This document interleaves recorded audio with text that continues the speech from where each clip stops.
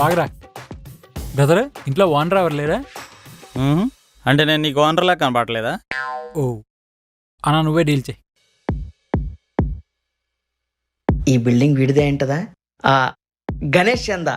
ఈసారి నేను ఇవ్వాలనుకోవట్లేదమ్మా. ఎందుకు? లాస్ట్ టైం నాకు న్యాయం జరగలేదు. ఏంటి? నా ఆధ్వర్యంలో ప్రజలకి అన్యాయమా? ఇది నాకు అవమానం. దీనిని ఉపేక్షించే లాభం లేదు. రేయ్ తీరా స్లిప్. మీరు చెప్పండి, ఏమన్యాయం జరిగింది? రోజుకి ఎన్నిసార్లు పూజ చేస్తారు? 2 times a day. అంటే ప్రసాదం ఎన్నిసార్లు పెడతారు? Same 2 times. అందుకే అదేంటి? రోజుకి 2 పూట్ల ప్రసాదం పెడుతున్నారంటే అది సరిపోవాలిగా. అది నాకు అస్సలు సరిపోవట్లేదు. అది కళ్ళకు అద్దుకొని తినే ప్రసాదం, కడుపు నిండా తినే అన్నదానం కాదు. అయినా మీరు ఇంట్లో వండుకోకుండా ప్రసాదం తింటూ బతుకుతారేంటి?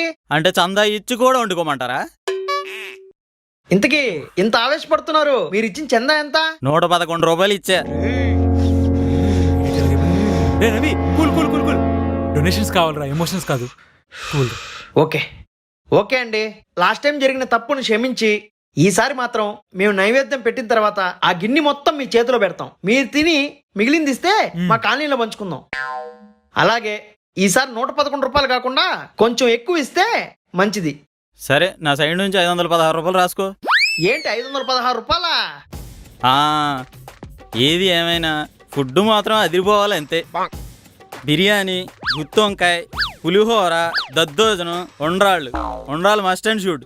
రేయ్, నువ్విచ్చే 516కి అన్ని డిషెస్ బఫెట్ లో కూడా ఇవ్వర్రా. పైగా వీడికి ఉండ్రాలు కావాలంట. ఉండ్రాలు కాదురా, నిన్ను గుండ్రా ఇచ్చుకోవాలి. రే రవి, మనం గొడవ పడితే వాళ్ళు ఇవ్వాల్సిన చందా కూడా ఇవ్వర్రా. గొడవ పడకుండా వాడు చెప్పే డిషెస్ అన్ని నోట్ చేసుకుంటావా? అలా కాదురా, ఆవేశం తగ్గించుకొని చందాలు తెచ్చుకోవాలి. రేయ్, వీడిని చూస్తుంటే ఇంటికి ఓనర్లో లేడు, ఈ ఇంట్లో పని చేసే వాళ్ళగా ఉన్నాడు. పదండ్రా, వీధిలో చాలా మంది ఉంటారు. సరే పద. వెళ్ళండి, 516 రూపాయలు సేఫ్. నమస్తే బాబాయ్. ఏంట్రా పొద్దున్నే నమస్తేలు? రండి కూర్చోండి. బాబాయ్, వినాయక చవితికి మన కాలనీలో విగ్రహం పెడదాం అనుకుంటున్నాం. అవునా? అంటే చందాల కోసం వచ్చారా? అవును బాబాయ్. మంచిది. విగ్రహం ఎన్ని అడుగులు పెడుతున్నారు? ఒక 12 అడుగులు పెడుతున్నాం బాబాయ్. చందా. అదేంట్రా, పక్క కాలనీలో 15 అడుగులు పెడుతున్నారు.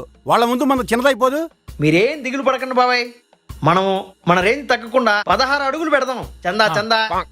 మంచిది. లైటింగ్ ఉందా? లైటింగ్ ఉంటాది, స్టేజ్ డెకరేషన్, ప్రసాదంలో కిస్మిస్లు, జీడిపప్పులు అన్నీ ఉంటాయి బాబాయ్. చందా. విగ్రహానికి ఏ కలర్ వేయిస్తున్నారు? కలరా? అదేంటి, మన పార్టీ కలర్ వేయించరా? ఏంటి బాబాయ్, విగ్రహానికి పార్టీ కలర్ ఏంటి? బుద్ధుందా లేదా మీకు? కోప్పడకరా, ఊరికే అడిగాను. మన పార్టీ పబ్లిసిటీ కోసం అడిగాను.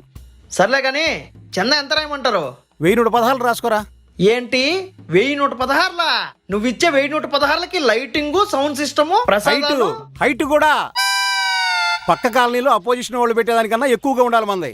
అన్ని పక్క కాలనీలో ఎక్కువ పెడుతున్నారంటావు, మనకు మాత్రం చందా తక్కువ ఇస్తావు. ఊరుకోరా, 1116 ఏమన్నా తక్కువ ఏంటి? తక్కువ కాదంటారా? మీరిచ్చే 1116లకి వినాయకుడి దగ్గరున్న ఎలుక బొమ్మ కూడా రాదు. ఇదిగో చూడండి, వినాయకుడు అంటే అవిఘ్నుడు.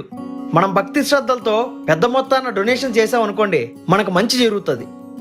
మంచిగా కోరుకోండి. మన పార్టీ గెలిచిందనుకో, మీ వంతు చందాగా అన్నదానం చేయండి, సరిపోతుంది. అంతేనంటావా? అంతే బాబాయ్.